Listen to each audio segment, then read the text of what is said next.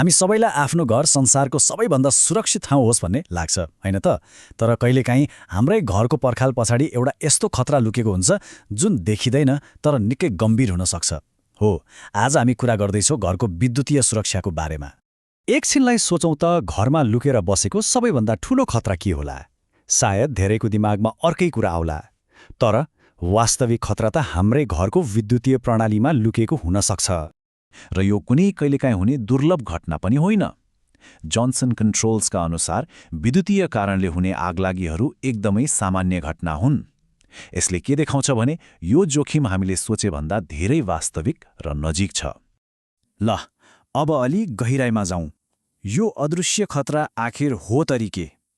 बिजुली बिना त हाम्रो दैनिकी चल्दैन। तर यसैलाई राम्रोसँग मर्मत गरिएन भने यसले कति ठूलो समस्या निम्त्याउन सक्छ, आउनुहोस् हेरौँ। हेर्नुहोस्, हामी हरेक दिन चार्जर लगाउँछौँ, बत्ती बाल्छौँ, तर समय बित्दै जाँदा ती सकेटहरू, ती तारहरू कमजोर हुँदै जान्छन्।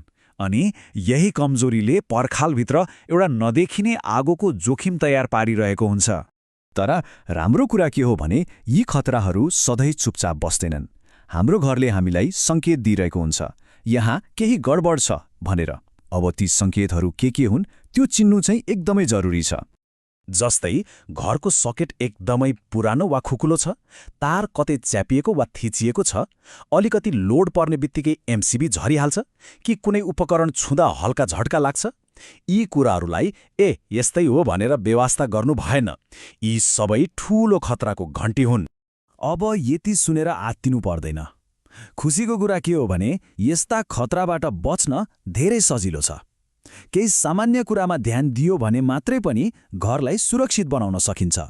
पहिलो र सबैभन्दा महत्त्वपूर्ण कुरा, तारहरूलाई माया गर्नुहोस्। मतलब तारलाई फर्निचरले खिच्ने, कार्पेट मुनि दबाउने वा किला ठोकेर भित्तामा टाँस्ने काम त्यो कहिल्यै नगर्नुहोस्। यसो गर्दा तारको बाहिरी खोल बिग्रिन्छ र भित्रको नाङ्गो तारले आगो लगाउन सक्छ। अब अर्को ठूलो गल्ती, सर्किट ओभरलोड। सोच्नुस् त, भान्साको एउटै सकेटमा टोस्टर, माइक्रोवेभ र मिक्सर एकैचोटि चलायो भने के होला? त्यो सकेटले त्यति धेरै लोड थाम्न सक्दैन। यसरी धेरै पावर तान्ने उपकरण एकै ठाउँमा जोड्दा तार तात्छ र आगो लाग्ने खतरा वात्तै बढ्छ। अनि यो गल्ती त हामीमध्ये धेरैले गर्छौँ होला। बत्तीको होल्डरमा जति वाटको बल्ब लगाउन मिल्ने हो त्योभन्दा बढी वाटको लगाइदिने। उज्यालो त होला, तर होल्डाको तारले त्यो लोड धान्न सक्दैन। तातेर आगो लाग्ने अर्को कारण बन्न सक्छ। अब मानिलिनुहोस् कुनै बिजुलीको उपकरण जस्तै हेयर ड्रायर पानीमा खस्यो। यस्तो बेला आत्तिनु हुँदैन। पहिलो नियम, पानी वा त्यो उपकरणलाई छँदै नछुने। सिधै गएर घरको मेन एमसिबी बक्सबाट त्यो कोठाको लाइन काटिदिने। पावर अफ भइसकेपछि मात्र उपकरणलाई सुरक्षित तरिकाले निकाल्ने। यी त भए सावधानीका कुरा। तर एउटा यस्तो चिज छ जसले मान्छेको ज्यानै बचाउन सक्छ। भवितव्यमा केही भइहाल्यो भने यो उपकरण सेफ्टी नेट जस्तै हो। के हो त यो जीवन बचाउने स्विच? ल हेरौँ। यसको नाम हो ग्राउन्ड फल्ट सर्किट इन्टरप्टर, छोटकरीमा GFCI। कतै कतै यसलाई RCD पनि भनिन्छ। यो एउटा यस्तो विशेष स्विच हो जसले करेन्ट अलिकति मात्रै पनि लिक भएको थाहा पाउने बित्तिकै लाइन काटिदिन्छ। यसले गर्दा मान्छेलाई करेन्टको ठूलो झट्का लाग्नबाट जोगाउँछ। यसले कसरी काम गर्छ भने यसलाई एउटा सुपर फास्ट सुरक्षा गार्ड जस्तै सम्झिनुहोस्। यसले तारमा बिजुली कति गइरहेको छ र कति फर्किरहेको छ भनेर लगातार जाँच गरिरहन्छ। यदि थोरै करेन्ट पनि अन्त कतै, जस्तै मान्छेको शरीरतिर चुइयो भने यसले त्यो गडबडी तुरन्तै पत्ता लगाउँछ र फ्याट लाइन काटिदिन्छ। अनि कति छिटो, आँखा झिमिक्क गर्नुभन्दा पनि छिटो, 30 मिलिसेकेन्ड भन्दा पनि कम समयमा। यो त हाम्रो मुटु एकपटक धड्किन लाग्ने समयभन्दा पनि कम हो। यही गतिको कारणले नै यसले ज्यान बचाउन सक्छ। त्यसो भए सामान्य एमसिबी र यो GFCI मा के फरक छ त?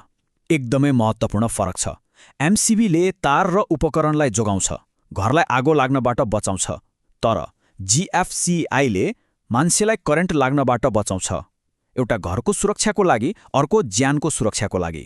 त्यही भएर जुन ठाउँमा पानी र बिजुलीको भेट हुने सम्भावना हुन्छ त्यहाँ GFCI हुनै पर्छ। जस्तै बाथरुम, भान्सा, ग्याराज वा घर बाहिरको सकेटहरू। यी ठाउँमा यो अनिवार्य नै मानिन्छ।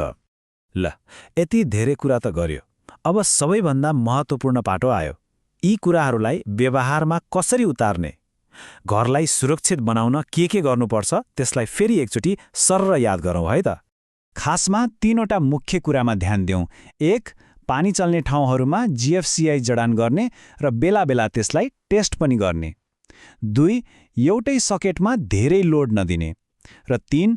घरका तार, सकेट र स्विचहरू ठिकठाक छन् कि छैनन् भनेर बेला बेलामा हेरिरहने। र अन्त्यमा एउटा प्रश्न छोडेर जान्छु जसको बारेमा एकपटक सोच्नै पर्छ। के हाम्रो घरको बिजुली प्रणाली साँच्चै सुरक्षित छ त? आज हामीले छलफल गरेका कुराहरूलाई ध्यानमा राखेर आफ्नो घरलाई सुरक्षित बनाउने जिम्मेवारी हामी सबैको हो।